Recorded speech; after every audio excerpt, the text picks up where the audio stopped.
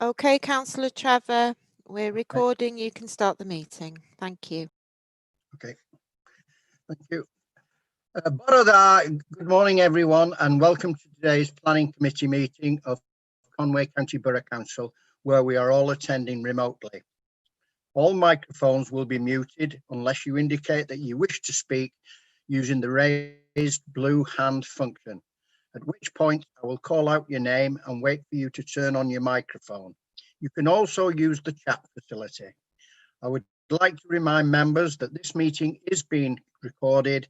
The aim is to live stream the meeting, but if that fails for whatever reason, the meeting will continue and a recording will be uploaded onto the council's website at the conclusion of the meeting. Translation from Welsh to English is available. Please select the language of your choice.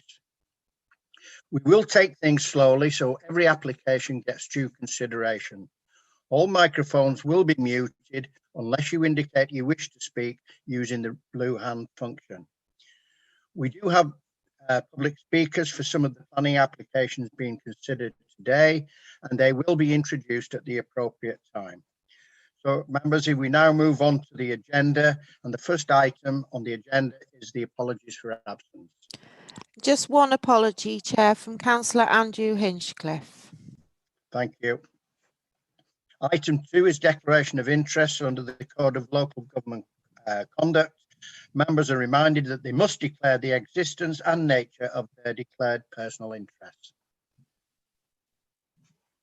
Okay, move on to item 3. It's urgent matters. Notice of items which, in the opinion of the chairman, should be considered at the meeting as a matter of urgency. I'm not aware of any urgent matters. No, there are no urgent matters. Okay, then we'll move on to consider the following reports, which is the planning applications. Before we do, Mr. Chairman, could I ask, has there been an addendum? Because I've not had any notice of one.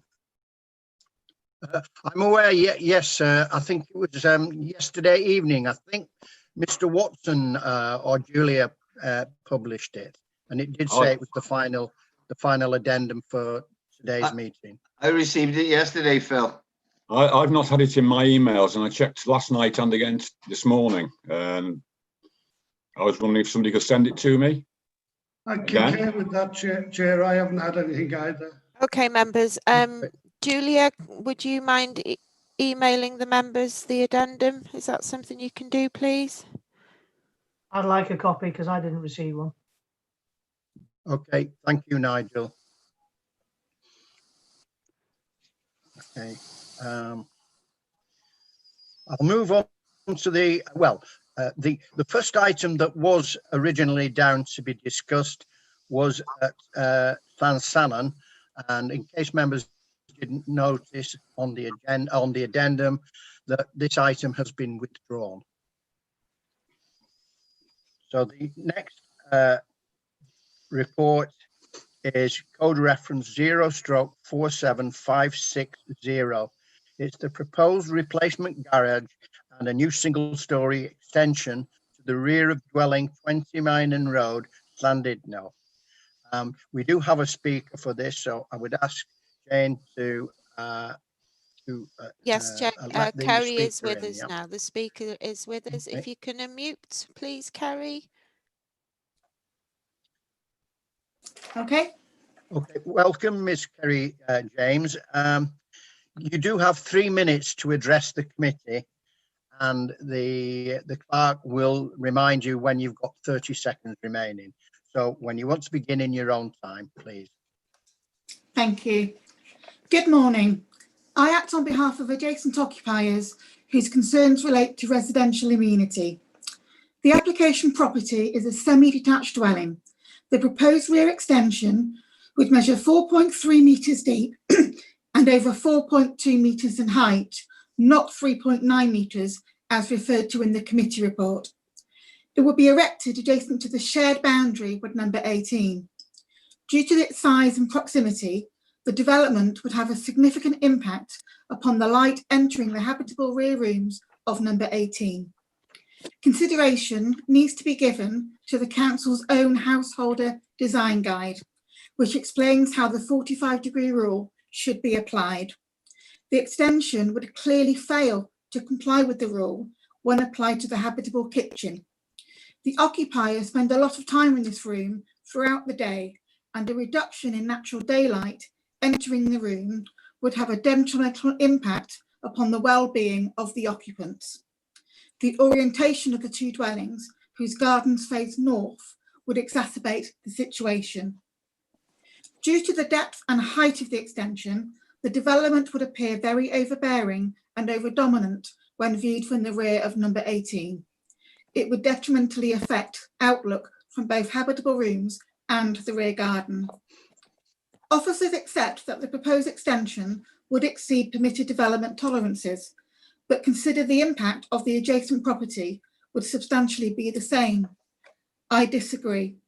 In my view, the additional height of the eaves and rear projection of the extension is significant and would directly and detrimentally impact upon residential amenity over and above what could be erected under permitted development. Officers make reference to the planning history of the site. In my view, the current scheme is substantially different from the previous permissions. The proposed extension is considerably larger. This would result in a significant increase in the scale and massing of the extension when compared to the approved schemes. A roof light is proposed within the elevation facing number 18.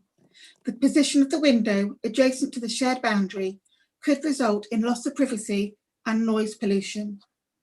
In conclusion, the development, by virtue of its siting, scale and size, would cause demonstrable harm and have an unacceptable impact upon the residential amenities which the occupiers of number 18 could reasonably expect to enjoy.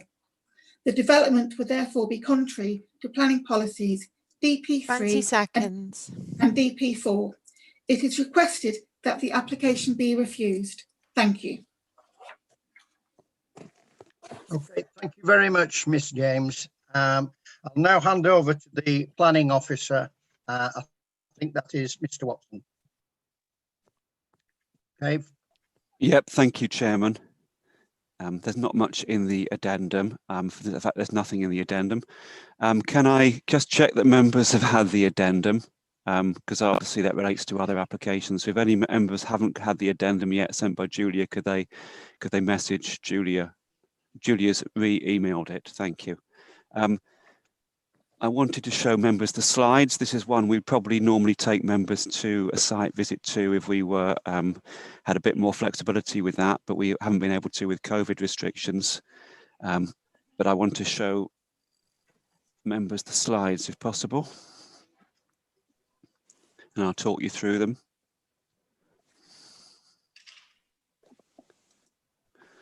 So the first, are members seeing this now, please? Yep, they are. Yes. Yeah, okay. So the orientation, obviously the application site is edged in red. So the next door semi-detached property, which is actually at a similar level, side by side.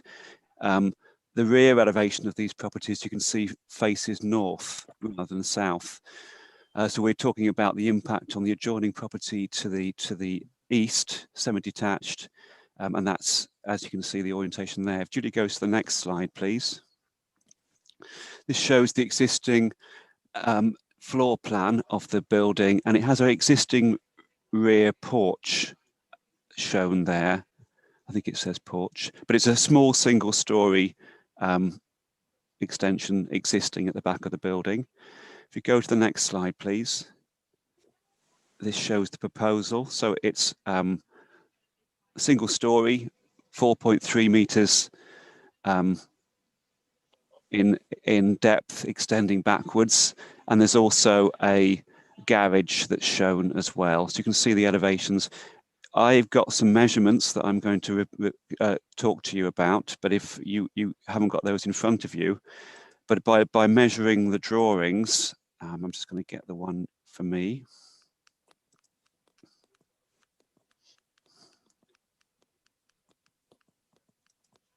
Yep. Okay. If you were to look at you'll notice that the ground level at the back of the buildings, going further north, slopes downwards.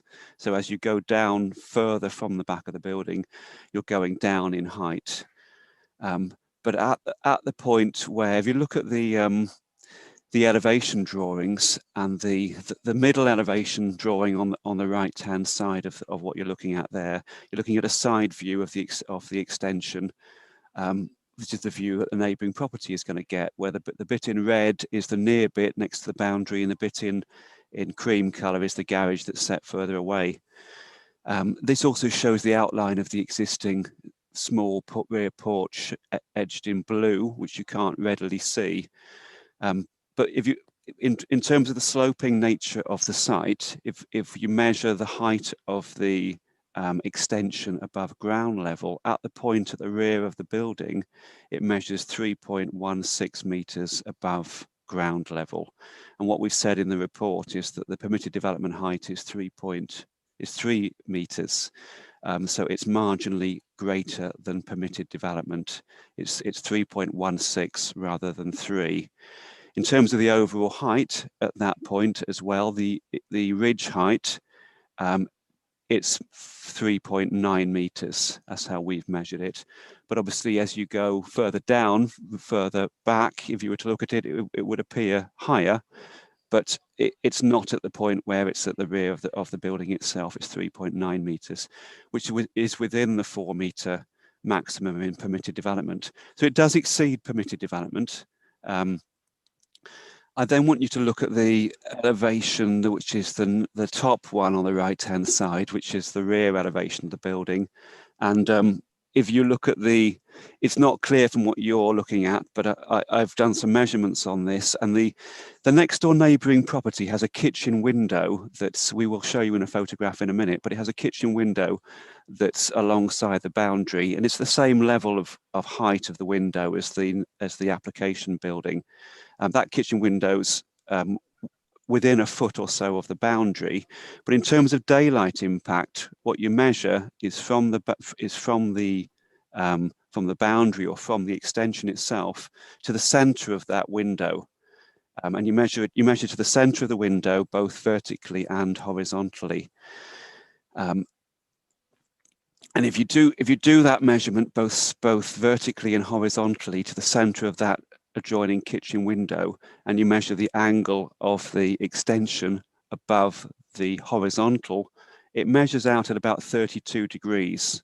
And what the guidance says in the BRE guidance is the 45-degree rule, which I'm going to show you a drawing of in a minute.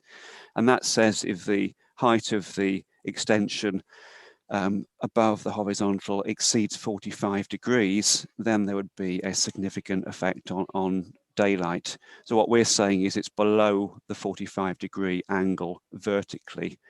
I want Julia to go, please, to the last 2 slides, just to go over that point again.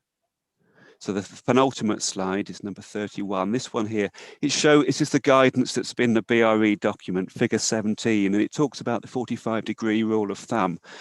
And it's talking about both vertically and horizontally. And it's showing 2 shadow lines. One of them is a horizontal shadow and one of them is a vertical shadow. But it's showing how those shadows relate to the center of the window.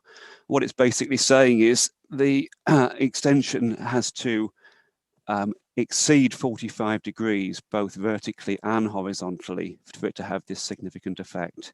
What we're saying is it does exceed horizontally because it's extending out 4.3 meters, which does exceed the 45-degree angle, but it doesn't exceed the 45-degree angle when you look at it vertically, and it has to exceed them both for it to not satisfy BRE. BRE talks about significant effects, so by the same token, if it complies with a 45-degree angle, it would be not a significant effect. So we're saying vertically it's 32 degrees rather than 45 degrees. And that's reflected in the elevations, and it's reflected in the sort of small extent above what's permitted development. To go through it a bit more, I'm going to take you to the photographs. If Julia can look at from the beginning photograph, I think, to start with, and we'll go through them quite quickly. So this is the application site, looking at it from the rear, which shows the existing rear porch, which is going to be removed. Okay, next one, please. Shows the adjoining kitchen window of the neighbouring property, but it also shows the vegetation that's in the neighbouring property, on the neighbouring properties, within the neighbouring property's boundary. Keep going, please. And the next one. And keep going.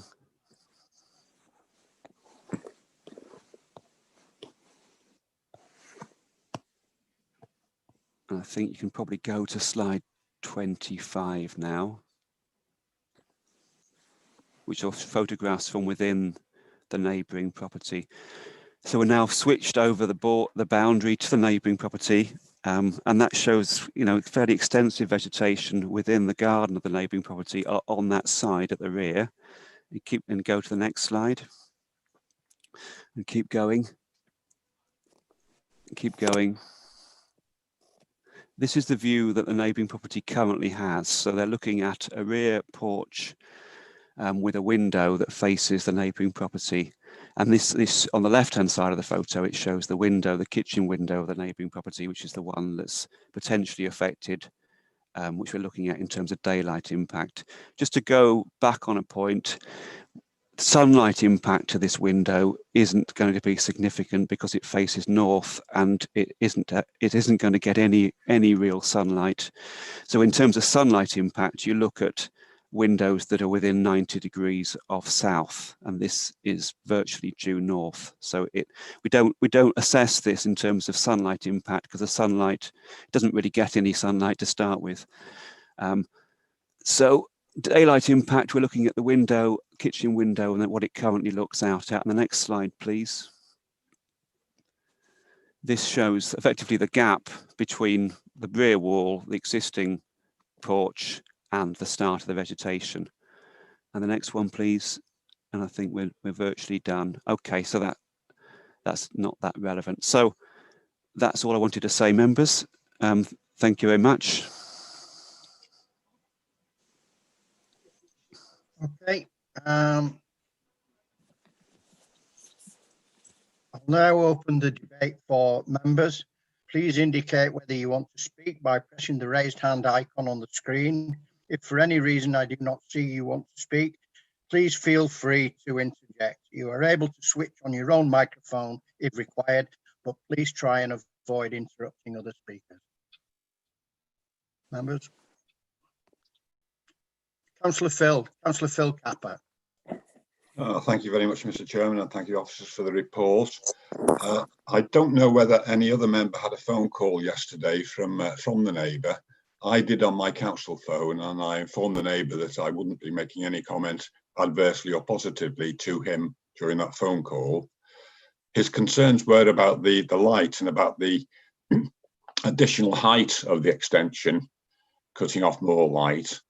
And I'm just looking for a bit of clarity from officers on, are we saying that this light reduction does exceed what we would normally expect, but doesn't exceed the regulations? Is that what we're saying? Thank you, Councillor. We're looking at it in relation to what's permitted development, which is what the government allows under regulations, which don't require a permission from the local authority because there's already granted in those regulations. It does exceed permitted development because of the height of the eaves next to the boundary. So it does exceed what's permitted, but then we're then looking at the impact, and we're saying that the impact is acceptable because it complies with the BRE guidance in terms of the rule of thumb 45-degree angle. The speaker said it didn't comply, but I think the speakers only really looked at it horizontally and not looked at it vertically. And they haven't really explained why it doesn't comply. But we've looked at it both horizontally and vertically. It does comply vertically because it's less than a 45-degree rule of thumb. So that's what we look at with planning applications generally. It's not an adopted council policy, but it's a rule of thumb which we are encouraged to look at, and it's something which inspectors would look at if it went to appeal. Thanks for that. Just a supplementary question then. Yeah. The next door neighbour also mentioned that there were 2 planning permissions in existence at the moment, which I understand there are. If that's the case, how much in height does the current application exceed the previous ones?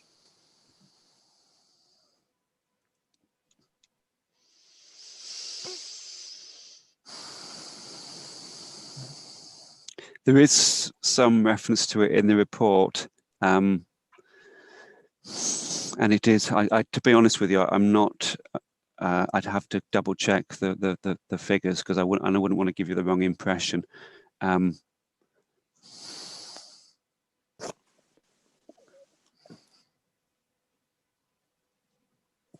It's something I can look at now on the drawings if you want me to, but we haven't got that information readily available. I can look at it by going back to the application documents and measuring them now if you want me to. In a sense, I haven't so much compared it to what's permitted before, although that is relevant. I seem to think it was let me just see what it says in the report, sorry. I'm happy that if the chairman wants to take other questions first, you can find out and let me know a little later on. Yeah. Okay, Councillor Phil. Yeah, I think Mr. Watson will try and achieve that. The next speaker I've got down is Councillor Chris Cater. Councillor Chris. Thank you, Chairman. And I know that you are very knowledgeable about BRE guidance. I've been in a couple of appeals with you where you've debated the guidance in great detail. It looks to me from Mr. Watson's presentation that the horizontal and vertical angles, together, one of them's acceptable. So it means that really we can't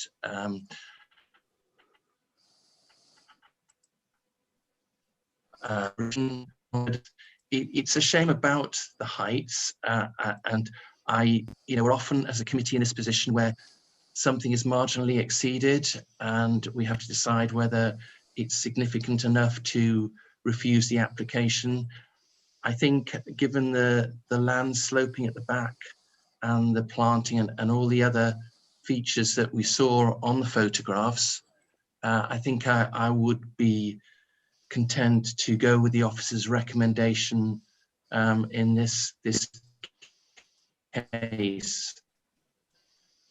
So I'm glad it's been considered. I'm glad that we've had a good look at it with all those pictures and diagrams and so on. I think that's enough to convince me that the committee should approve the application. Thank you. Thank you, Councillor Chris. Councillor Nigel Smith. Councillor Nigel.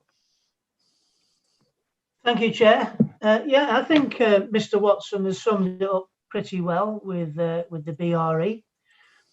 But this window is actually north facing, so it won't get the full sunlight upon it. Like Chris, I'm satisfied with the officer's recommendation. I don't think the height of the extension will be that big an issue.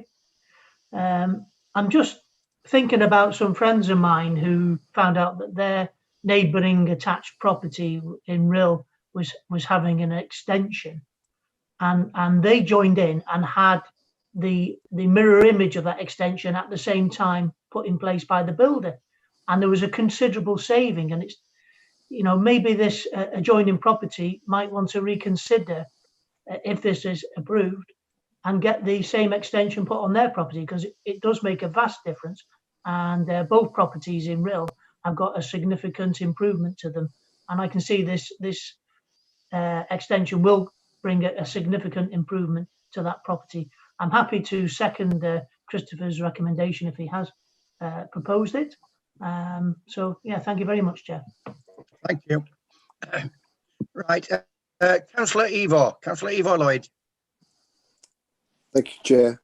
Yeah, I was going to second it as well. Basically, it's a borderline case, this one, where the dimensions are very, very close to almost permitted development in height and in length of the actual extension. So on that grounds, and knowing that it's within the BRE regulations, then I'm happy to support this application. Thank you, Councillor Ivor. Councillor Ken Stevens. Thanks, Chair. My concern is about the massing of this, about the impact it will have on the adjoining property. But the main concern I had was what Councillor Phil's question was about height, actually. Do we have any information on that, Chair? I'm just waiting for you all to finish speaking and then I'll come back to it. I haven't got anybody else down, so perhaps if Mr. Watson has got that information available, if he could just pass that on to the members. Thank you, Chairman. I have looked at the other approvals. In the report on, bear with me, paragraph 2 of the appendix, it lists 3 approvals that have been granted. One of them was for a gazebo, which is at the bottom of the garden. The other 2 have almost the same reference number, put in at the same time, but they're for different rear extensions, both approved in 2018. So the one that's 45376, the first one there, was for a small single-story extension. Sorry, my colleague has just passed me some information. Thank you. Yep. Okay. Yeah, it concurs with my own assessments as well. It was for a small single-story extension, which had a lean-to roof to it. So it was smaller in terms of how much it extended out from the rear of the building, and it was like effectively a larger rear porch. Again, it was alongside the boundary, but it had a lean-to roof, which meant that it obviously had more. It was higher where it joined the rear of the building, and that had an overall at a maximum height of 3.94 meters, and it was 1.8 meters deep, extending backwards. So it was significantly smaller than the one that's currently now proposed, but it was alongside the boundary, and it was basically a larger.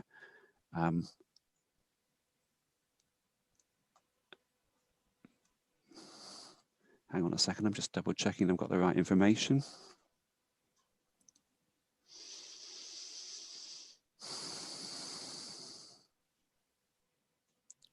Yeah, significantly smaller, a lean-to, but basically a replacement of what's currently there. So that was that one.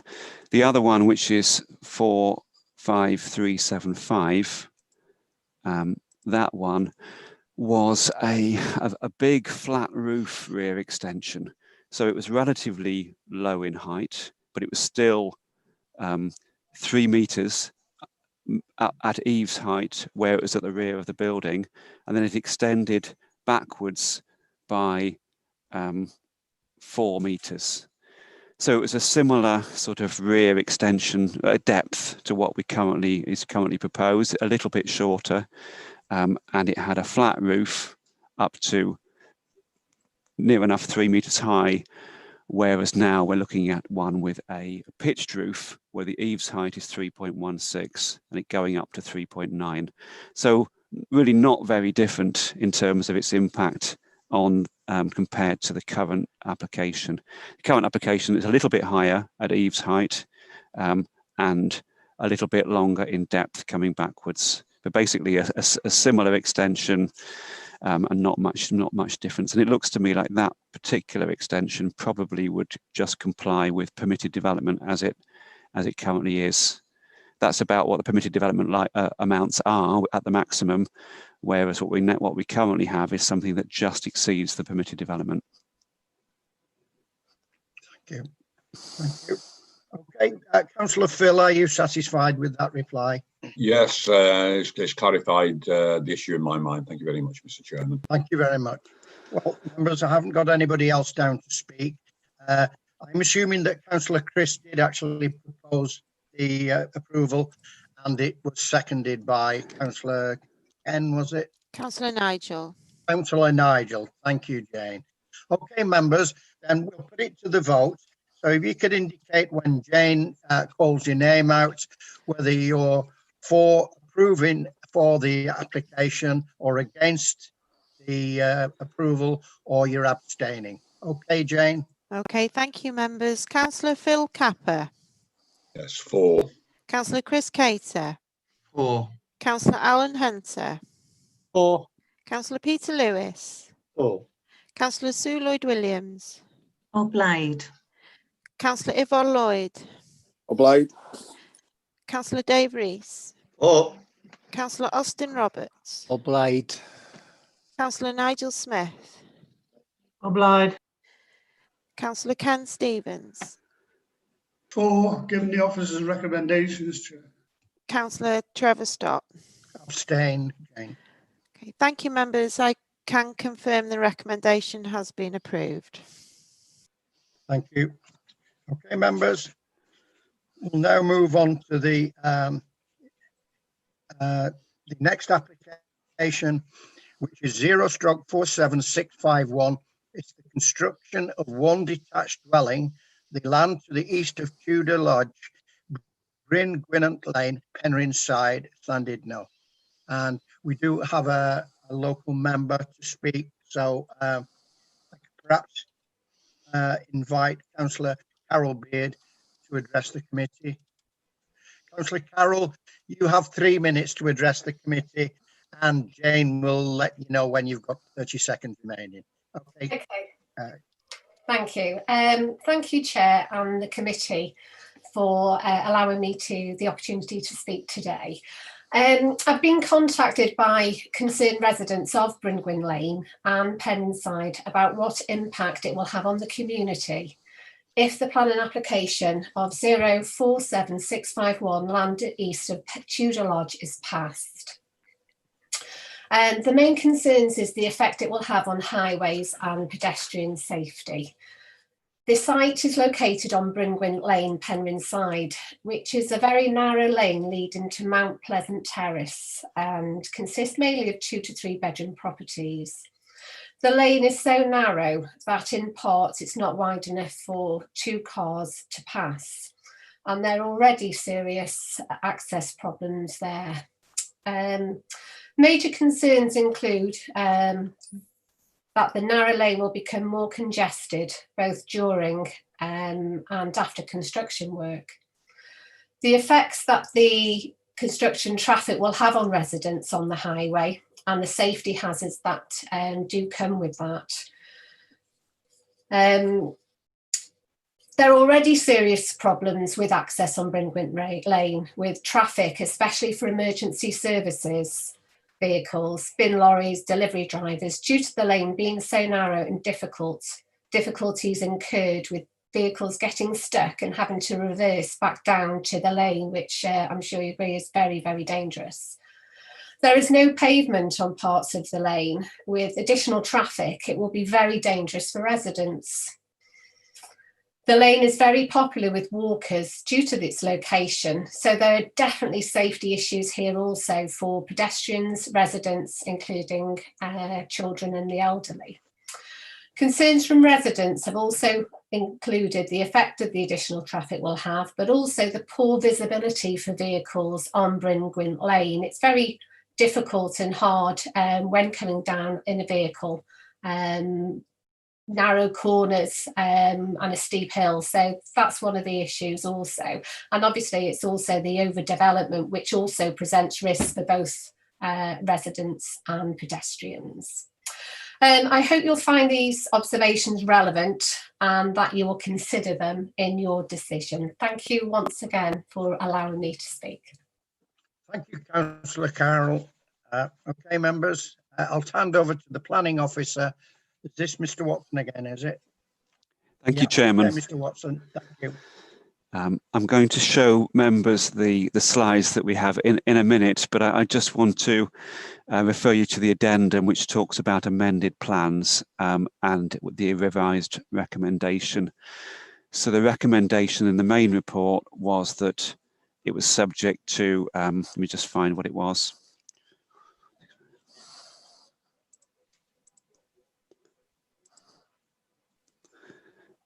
Yeah, minded to refuse unless the proposed dwelling is resited further from the northern site boundary, We now have amended plans which do cite it further from the northern boundary, and the northern boundary is the one with the footpath and the vegetation alongside the footpath. So we're content with that change, and we've now amended the recommendation to be minded to grant conditional planning permission. So back to the slides, please. Okay.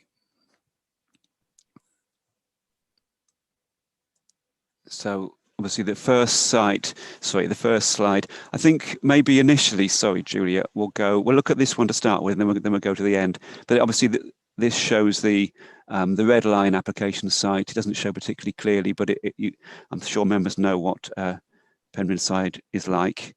But we'll go from this slide to the last slides to give you the context. In fact, it's slide number 8 and then slide number 9. So this actually shows the site better in the sense that it's part of the green wedge and it's outside the settlement boundary, and it's the area that's a rectangular shaped area. It's going to be quite hard to describe it to you, but the highway that's on the right hand side has a footpath that goes between the properties, and then it goes to the northern side of this site. So I think you can probably see effectively just below where the black arrow is. If you go below that, below the footpath, and then you've got a rectangular shaped site in there. So you can see that it's part of the green wedge and it's outside the settlement boundary. And if Julia now goes to the next slide, this is to show you the context of that site within the green barrier as a whole. So this is an important consideration because it's currently contrary to policy as being a site that's outside the settlement boundary and a site that's within the green barrier. And national planning policy says that this would be ordinarily inappropriate development in a green barrier. But you can see from the layout there, the context there, that it's an infill type area that's below a footpath, and it's because of that nature we don't think it has any real significant landscape impact. And the policy section are looking at, when they review the LDP, they will be looking to take this area out of the green barrier and put it in the settlement boundary.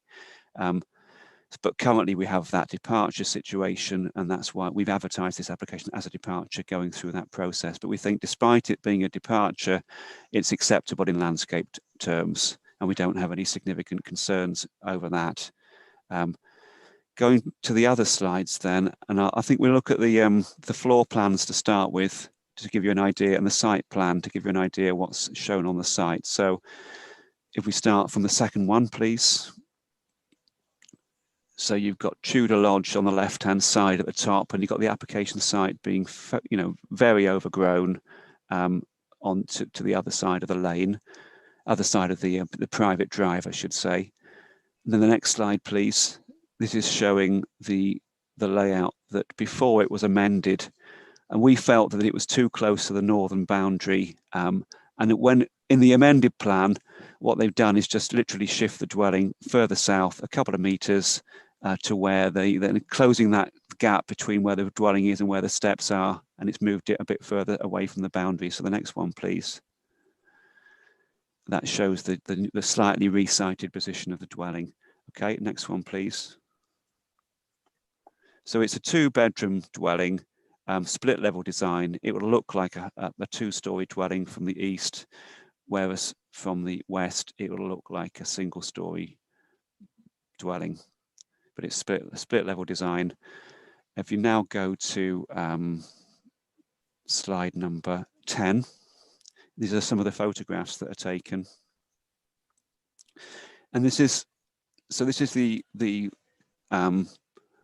the driveway that leads from the highway into the site and past where that light blue coloured vehicle is. This shows the sweep of the private drive that accesses the Tudor Lodge and the adjoining property on the right hand side, which is in separate ownership. Next slide, please. So this is turning 180 degrees, or then looking down the road towards the centre of the settlement, And it shows the point that the council was saying about it being a narrow road, no footways, single track. Vehicles effectively have to stop for each other, maybe reverse. The opening to this site would effectively form a kind of passing bay, as would other access points into other properties. But that is the sort of that shows the highway context. And let me just, I think the next slide to see is if you go back to the very first slide, Julia, with the location plan. We were looking at a section of highway from the blue edged land going further south, but effectively it's that type of highway, narrow, single track, limited passing places, until you go south and then east, and then you go to the main road where it becomes a two vehicle road. So if we carry on with the photographs and go to photograph number 12, it shows some of the adjoining properties. So this is looking up the road slightly from the entrance to the site. Number 13 shows again, looking from within the site back to the highway. If we go to, okay, yeah, if you go through them, that's the adjoining property that shares the same access. Next one, please. This is the existing building, Tudor Lodge. Next one, please. Yep, so that's that. Right. And the next one, please. This is the adjoining property, which is, so this is what, from when you go into the site and you're standing at the top of the site and looking at the neighbouring property to the side. Next one, please. That's the neighbouring property's garden, and it shows the application site on the sort of lower left-hand side of the photograph, which is very overgrown. Next one, please. This is just moving around slightly. Next one, please. This is standing further down in the site, looking back up towards Tudor Lodge. Next one, please. So it's a steeply sloping site, and it's fairly heavily overgrown. This is looking more towards the footpath, which you can't actually see the footpath because it's so overgrown. Next one, please. This is largely what the site looks like. Next one, please. From looking for within that overgrown area back towards Tudor Lodge. Next one, please. That's the same sort of view. Next one, please. This is looking eastwards from the sort of eastern end of the site over the lower properties that are further east. Next one, please. Looking back up the other way again. Next one is what the footpath looks like, which is very overgrown, but with a substantial overgrown hedgerow row of trees to the side of it, which is now has a greater separation from the application building. And that's all I wanted to show. Thank you, Chairman. Thank you. Okay, members, I'll open it for debate. Any members want to comment? Councillor Chris Cater. Thank you, Chairman. Well, as you know, this is my ward. Committee members have been up to Penryn side on a few occasions and know the horrendously narrow lanes we have up there. Bringwint Lane is one of the narrowest and steepest, so I entirely understand Councillor Carroll's presentation about this and her concerns, because I share them as well. The factor about the green wedge, as you know, I have defended green wedges many times, and I do have concerns if ever they're tampered with. But on this occasion, I do have to agree it is a logical rounding off of the settlement boundary, and it is a very a small area right at the edge of the southeast corner. So I know that our present LDP has it not included in the settlement boundary, but I don't have any concerns about the replacement LDP being shifted that little bit to the footpath. The footpath isn't as bad as the photograph you've shown. I went down there last weekend and it was perfectly passable. But I was originally going to ask for a site visit, but I think Mr. Watson has been very thorough with his photographs and explanations and the various angles and distances and aspects. So, you know, I don't think that is necessary. So as far as the green wedge, I don't really, in this application, I don't mind if it is a departure. The fact is, though, that I won't be supporting the application because anything putting more pressure on that narrow lane, I couldn't support it. There are accidents, there are scrapes, people's walls are always being bashed. And I know it's only a 2-bedroom split level dwelling, but I don't think I could really support any further traffic going up and down there.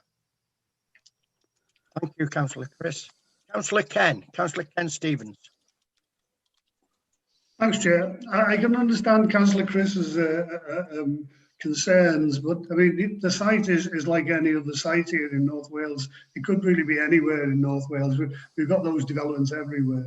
I would like to move that the officer's new recommendation, the one they've come to now, seeing as that the actual building has been moved southwards away from the footpath, Chair. I'd like to move the officer's recommendation. Thank you. Thank you, Councillor Ken. Councillor Sue Lloyd-Williams. Councillor Sue. Bore da, diolch yn fawr, Mr Cadeirydd, diolch yn fawr. Wel, mae rhaid I mi gyfadde bod gynnu bryderon yn arbennig wrth wrando ar yr aelod lleol yn sôn am ddiogelwch a'r isio yma o visibility hefyd. Ond o edrych drwy, o ddarllen drwy'r adroddiad, ni welai under point 22 members of our report, I note that our highways department have raised no objections.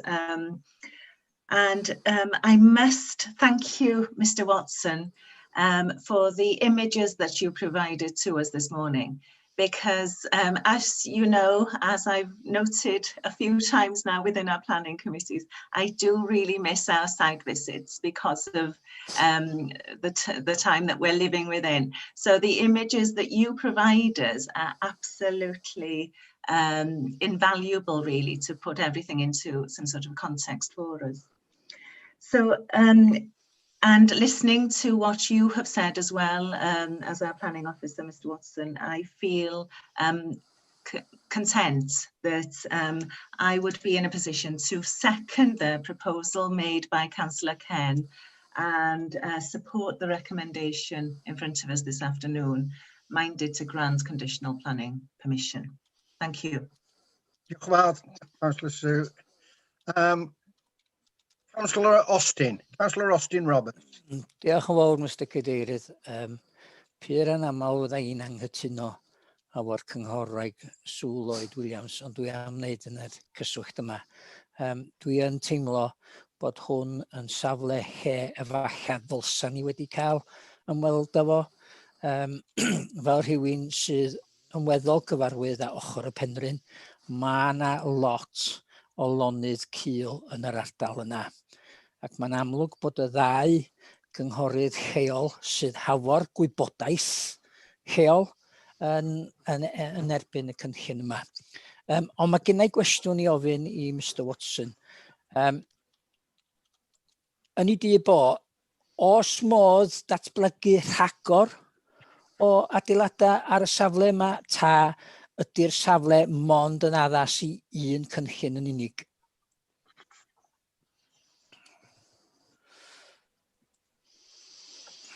Thank you, Councillor.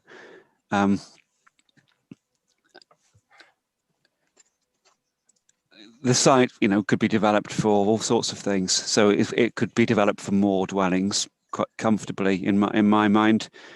But having said that, the style of the dwelling that's proposed is sort of in keeping with the dwellings around it. 2-bedroom split level property, fairly modern design.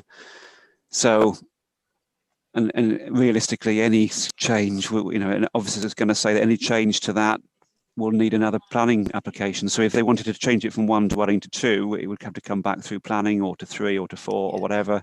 I don't think but it would be possible to build more properties on that.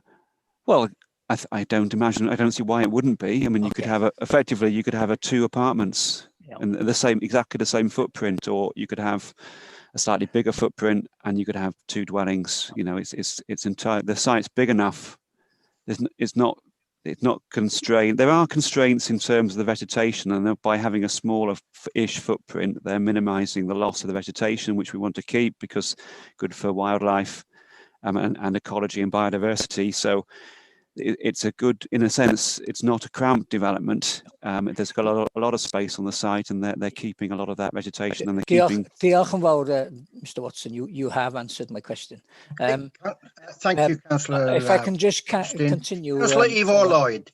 Councillor Ivor.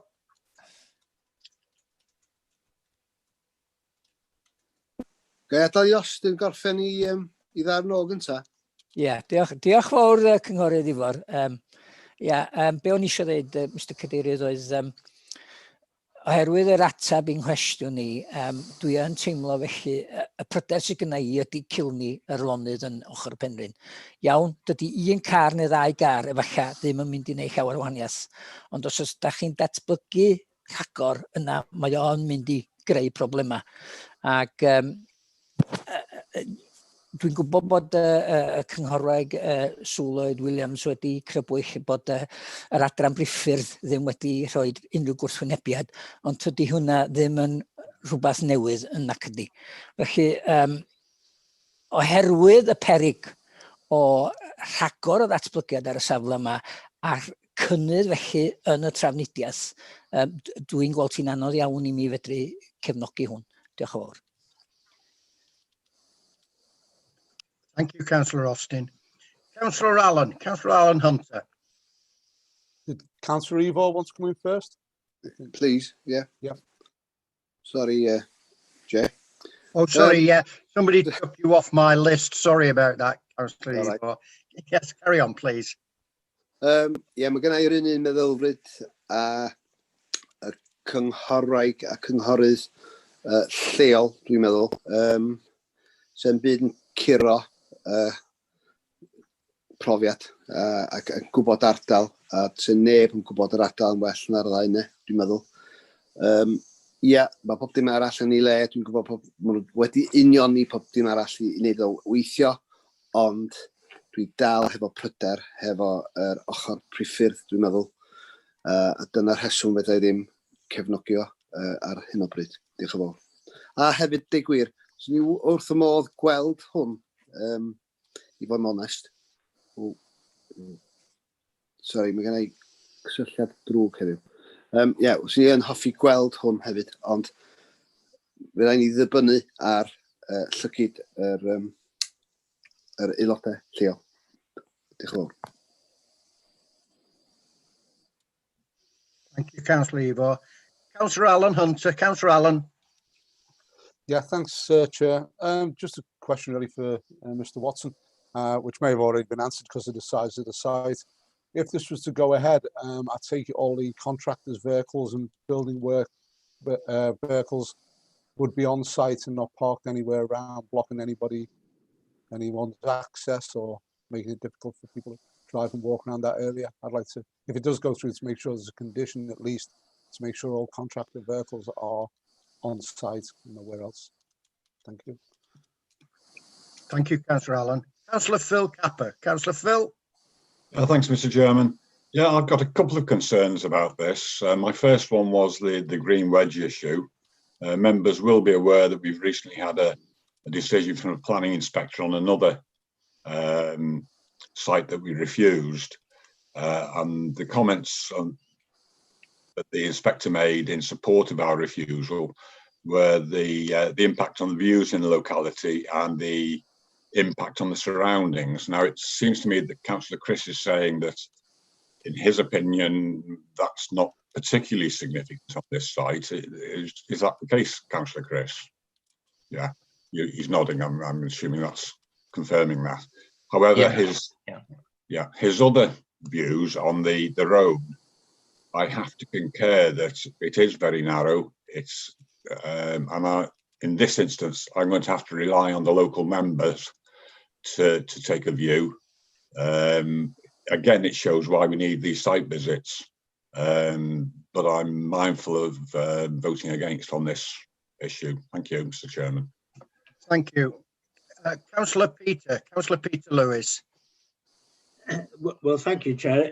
If I've understood the drawings correctly, I think Councillor Chris is right that we're talking about infill here, and I think he indicated that it wouldn't be included as part of the green wedge going forward with the revised LDP. And I think given the fact that it's literally one dwelling that's going on that site, I think the impact in terms of highways, which I think they have recognised, is going to be minimal. Admittedly, in the short term during construction, there's going to be extra traffic, but I think given the size of the site, there's plenty of room for construction vehicles to be on it. So I think bearing that in mind, as it basically is a cul-de-sac, so it's not going to get a significant amount of passing traffic. And whilst I appreciate that there are a lot of narrow roads around there, it's not specific to Penryn side. There are many other areas that we've visited within the county equally difficult to traverse. So I'm going to support the officer's recommendation. Thank you, Councillor Peter. Mr. Watson, I believe that you've indicated you want to come back. I was just wondering whether members want to do a site visit, because I'm thinking, you've seen the photographs. They don't show all of the highway connectivity, and obviously I've walked up and down that road.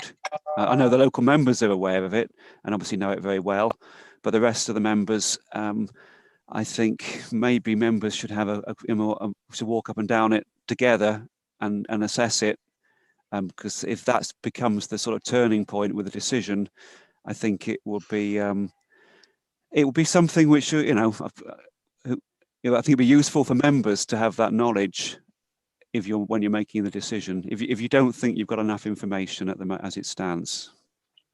Thank you. Can I propose that we do have a site visit, that we defer this until we have a site visit? I'll second that. Yeah, okay. I'll just let the rest of the members speak. Councillor, they've all decided they're not going to speak now. So we've had a proposer and a seconder, which was to approve the application. And after deliberation, we've had a proposer and a seconder. Can I withdraw my proposal, Chair? If we're going to have a site visit. Yeah. I'm trying to think who seconded it originally. Councillor Sue. Councillor Sue, do you still want to go ahead with the proposal to approve the application, or do you want to accede to having a site visit and deferring the application? You have to unmute, Councillor Sue. Happy to go. Thank you. Happy to go for the site visit. Yeah, let's do that. Okay.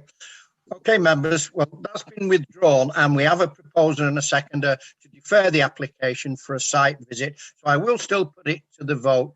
So those for deferring and site visit. So just let Jane know whether you're for the deferral, against it, or abstaining. Thank you. Jane. Thank you, Councillor Trevor.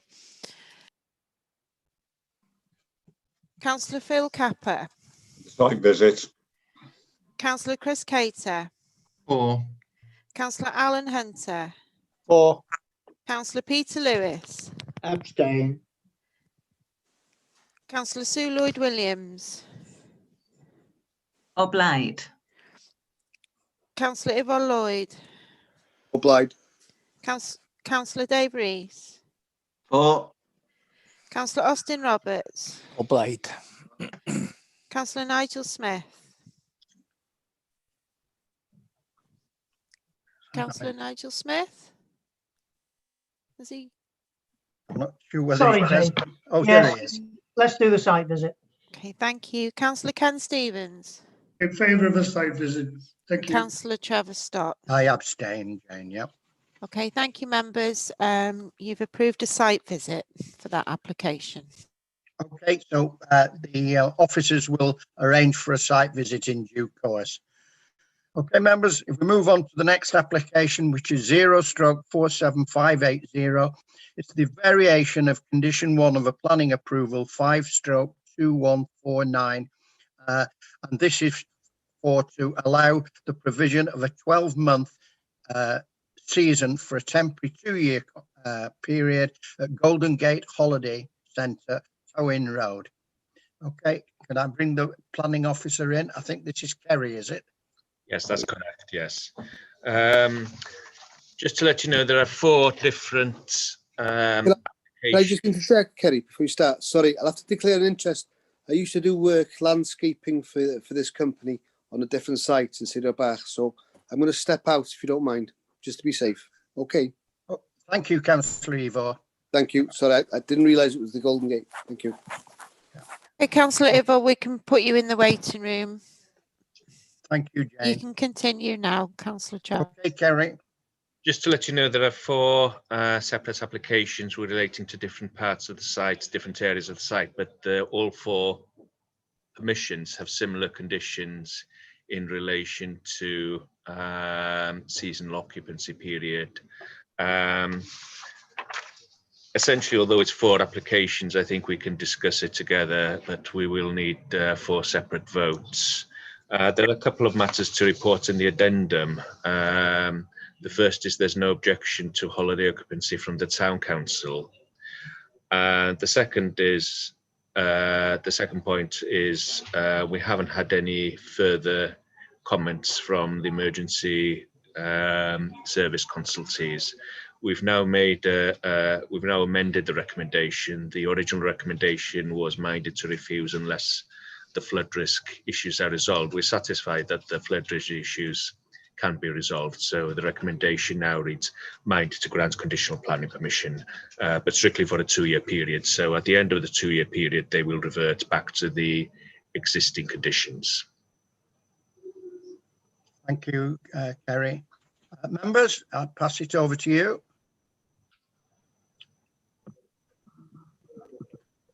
Councillor Sue Lloyd-Williams. Councillor Sue. Diolch, Mr Cadeirydd. Happy to propose the recommendation in front of us, Chair, minded to grant conditional planning permission for a 2-year period. Thank you. Diolch yn fawr. Councillor Nigel Smith. Thank you, Chair. Yeah, I did. I was looking at the original recommendation, which to refuse, and I was scratching my head because there are caravan parks or holiday parks on the same coastal stretch who already have 12 months licenses. And I'm also mindful of the fact that we will be putting in a new sea defence. So yeah, I'm happy to second Councillor Sue Lloyd-Williams' proposal that we take the officer's recommendation. Thank you. Thank you. I haven't got any other members down to speak. We have a proposer and a seconder to approve the application. So if members would just let Jane know how they want to vote, which is for, against or abstaining. Thank you. Jane. Thank you, members. Councillor Philip Capper. For. Councillor Chris Cater. For. Councillor Alan Hunter. For. Councillor Peter Lewis. For. Councillor Sue Lloyd-Williams. O blaid. Councillor Yvonne Lloyd. He's left the meeting, of course. Councillor Dave Rees. For. Councillor Austin Roberts. Councillor Austin. Councillor Austin Roberts. Okay, he must be having connection issues. Councillor Nigel Smith. Obliged. Councillor Ken Stevens. For. And Councillor Trevor Stott. Abstain, Jane. Okay, thank you, members. I'm back. Okay, not to worry, Councillor Austin, we missed that. The recommendation has been approved. Thank you. Thank you, Jane. Okay, members, the next one is 0/47581. This is the variation of the condition number 4 on this planning approval, 5/1969. It's also at Golden Gate Holiday Centre. And Kerry, I don't know if you want to make any comments on it. No.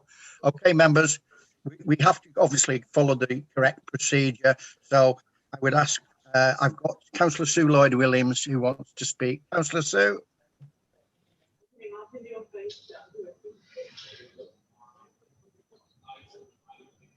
Councillor Sue, you're on mute. Yeah, you need to unmute. Sorry. Yeah, okay. Yes, happy to support the recommendation as set out by our officers. Thank you. Seconded.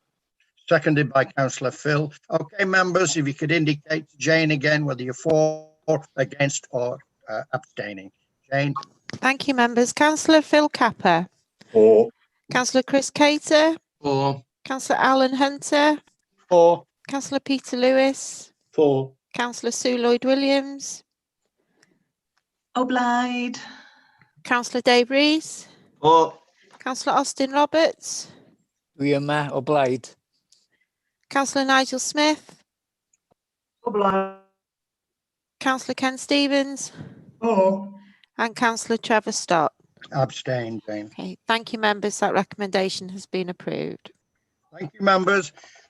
The next application is 0/47582. It's the variation of condition number 1 of a previous approval, 5/2176, also at Golden Gate Holiday Centre.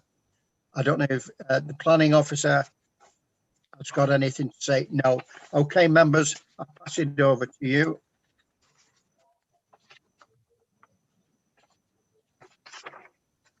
Councillor Sue Lloyd-Williams wants to come in.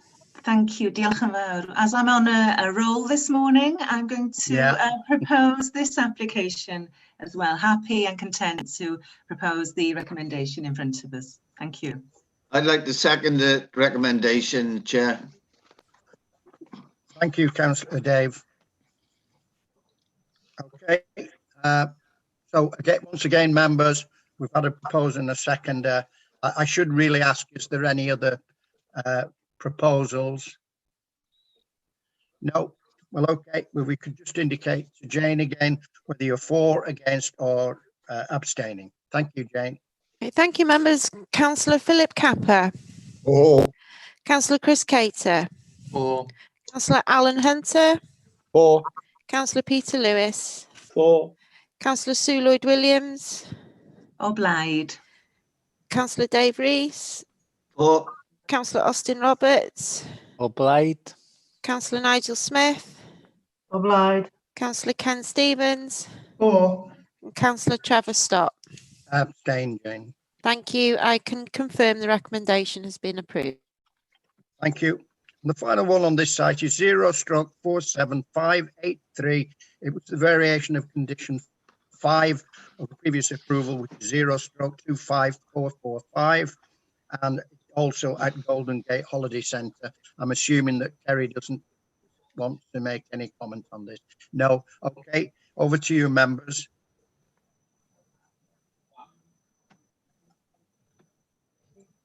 Councillor Sue Lloyd-Williams and Councillor Dave Rees.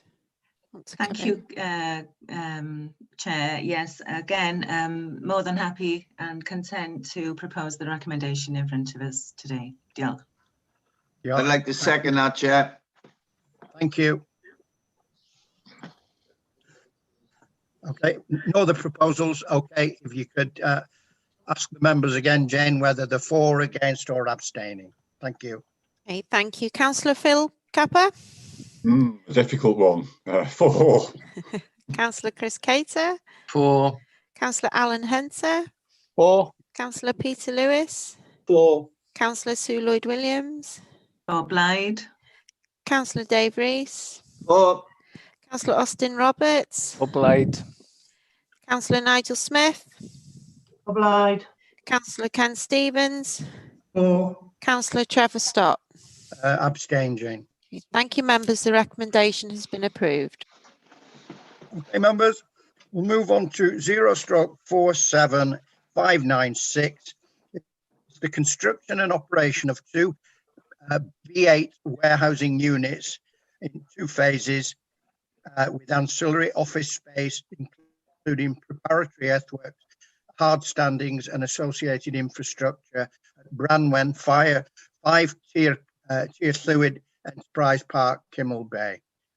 Planning Officer Kerry. Nothing to report. Okay, fine.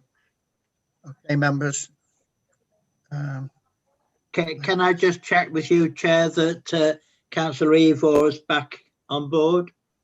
Councillor Ivor has currently left the meeting. Okay, thank you. Yeah, you'll have to help me here, Jane, because I seem to have lost me participants list up the side of the screen, so I'm not aware of which members are asking to speak. Not to worry, Councillor Trevor. Councillor Nigel Smith would like to come in. Councillor Nigel. Thank you, Chair. Well, I'd just like to move the officer's recommendation, minded to grant conditional planning permission. I think it's pleasing that we're seeing development on the Llwyd estate. It's been dormant for too long, and we could certainly do with the employment in Conway. So I'm happy to propose the approval of Thank you, Councillor Nigel.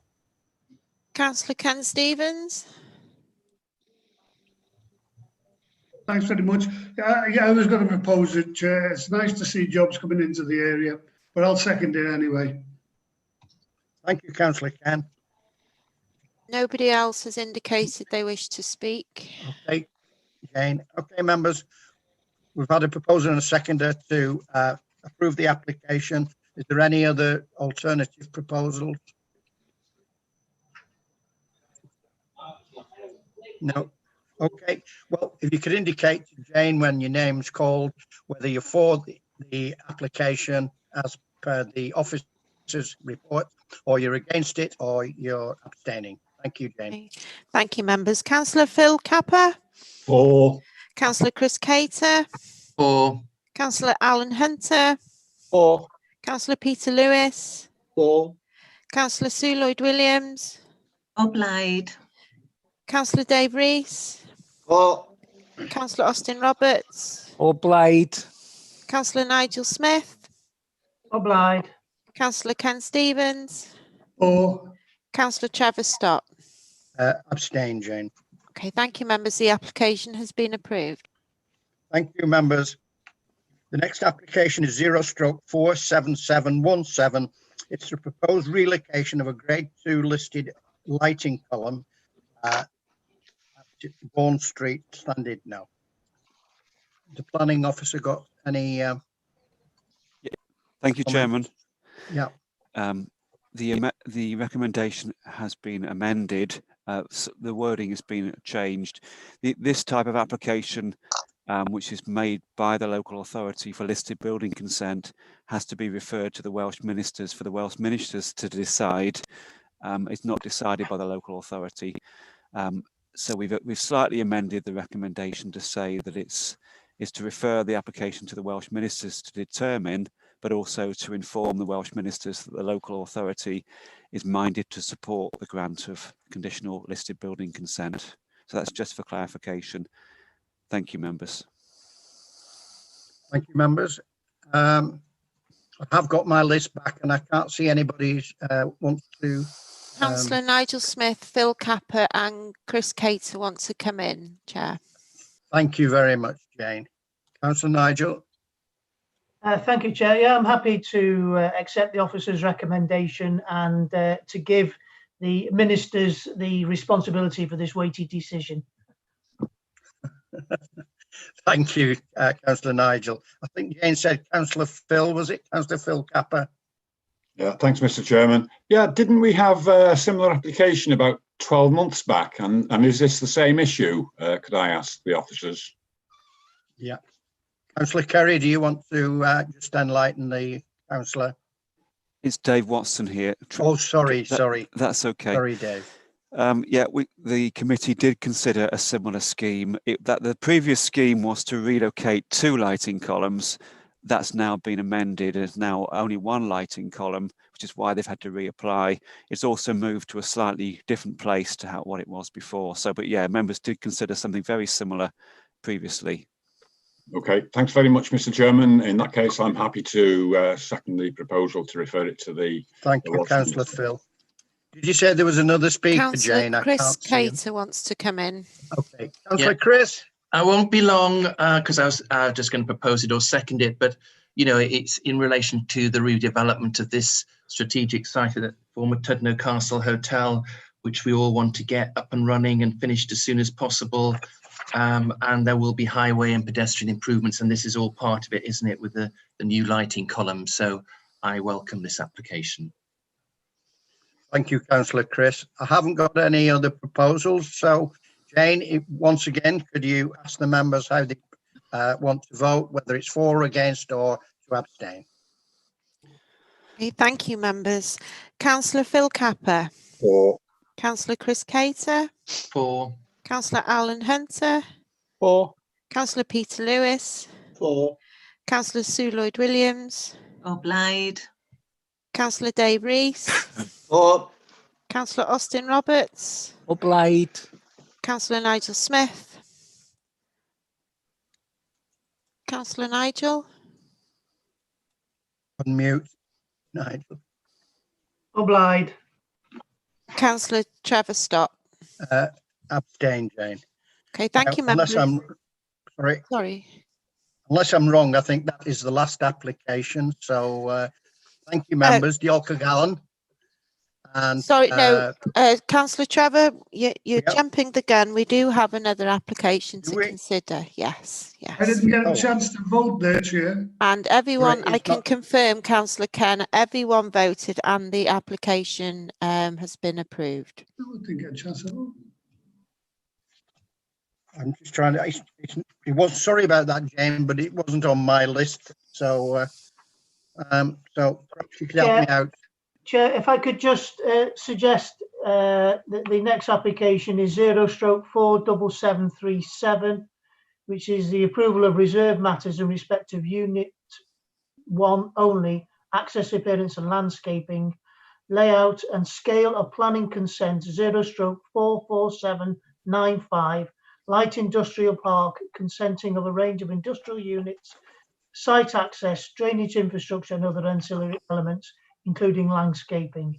I will have to declare an interest in this because I've sat on the Penman Road project panel for this, so I intend to lead the meeting and leave you to it. Thank you very much, Chair. Okay, thank you, Councillor Nigel. Have a good weekend. Okay, can I bring in the planning officer? So I think this is David Watson. Councillor, yeah, Dave, yeah. Sorry, please. Yeah, members, just to recap on the description, this is a reserve matters application. The committee or the council has already approved outline permission for this industrial park, and it's also approved some of the reserve matters on some of the park, including the wider landscaping and the main access into the industrial park. So this is a reserve matters application just for unit plot 1 within that industrial park.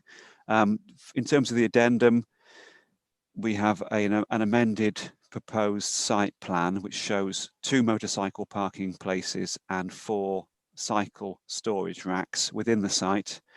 We've also had a soft landscaping scheme for the application site, which includes tree and shrub planting, together with details of the implementation and the maintenance of the planting. The CDS department of the council has submitted the existing gas mitigation design for units 2 to 5. Units 2 to 5 have already been constructed. They were constructed under a separate full planning permission. They're the ones on the southern side of the site. So they've submitted the gas mitigation design for those units, and that will also be used for unit 1, the proposed unit. the principal environment officer, he says that that design has involved the necessary expertise, and it refers to the relevant gas control guidance. And he says if that's followed, it provides the required degree of protection for the remaining development on the site. NRW has raised significant concerns with the application, and they're in the main report as well. They haven't changed their mind on this, but they raised significant concerns, and they recommend that reserve matters approval isn't approved. And the reason they give is that they say two main points there. The landscape impact, probably the main overall point. It's 200 meters from the national park, and they say that all the planting should be done in combination with the SUDS drainage scheme to create a established landscape in advance of the plots coming forward. They say details of the whole scheme for the industrial estate do not appear to have been provided, or phasing to indicate when that implementation will take place. And they say that the submitted tree management plan isn't actually a woodland management plan for the site. Just to qualify that, the woodland management plan, the second point there that they raised, that was something that was put in by the council's CDS department rather than by the applicant, and it was meant to look at tree policy across the council assets that are managed by the council. There is the landscaping proposals for the whole of the industrial park, including the retention of woodland, are controlled under existing planning conditions, and they're also controlled by the council because it's council land. The woodland to the north of the site is alongside the A55, and that's controlled by the Welsh Government Trunk Road Agency. The overall landscaping for the industrial park was approved under a previous reserve matters application, which included existing trees being retained, details of new woodland and tree planting, biodiversity enhancements. Approval's also been given for active travel connectivity measures and surface water drainage measures, and all of those things have now been carried out because the units 2 to 5 have now been constructed. So the active travel measures have been provided for the whole site. The surface water drainage has been provided for the whole site, including the swales and other things like that. The woodland and tree planting has all been carried out on the whole site. So we're now looking at plot unit 1 and the details of that, and the amended scheme, the amended details that have come in are acceptable to the officers. So we don't have the same concerns that NRW have raised, and I think they've kind of misunderstood that some of these details are already controlled and already approved. And if members want to see, I've got some photographs that we can show you. Thank you. Thank you, Mr. Watson. Members, Councillor Peter Lewis. Well, to my knowledge, Chair, I think we visited this site twice on site visits, and I think having read the report, it's only improving what we initially approved. So I'm happy to move the officer's recommendation. Thank you. Thank you, Councillor Peter. Councillor Dave Rees. Councillor Dave. Unmute, Councillor Dave. There we are. On my way. Sorry about that, Chair. Okay. Thank you. I'd just like to second Councillor Peter Lewis's acceptance of the officer's recommendations. As Councillor Peter has said, we've been there twice. We've climbed the embankment up onto the old football pitch. We've viewed it. We've seen it. The place is already under construction. So I'd like to second Councillor Peter's recommendation. Thank you, Chair. Thank you, Councillor Dave. I haven't got any other members down that I can see on the list. So we've had a proposer and a seconder to approve the application. I take it that there's no other recommendations. So if we can put that to the vote and indicate to Jane when your name's called out, whether you're for, against or abstaining. Thank you. Jane. Okay, thank you, members. Councillor Phil Capper. For. Councillor Chris Cater. 4. Councillor Alan Hunter, 4. Councillor Peter Lewis, 4. Councillor Sue Lloyd-Williams, O blaid. Councillor Dave Rees, 4. Councillor Austin Roberts, O blaid. Councillor Nigel Smith.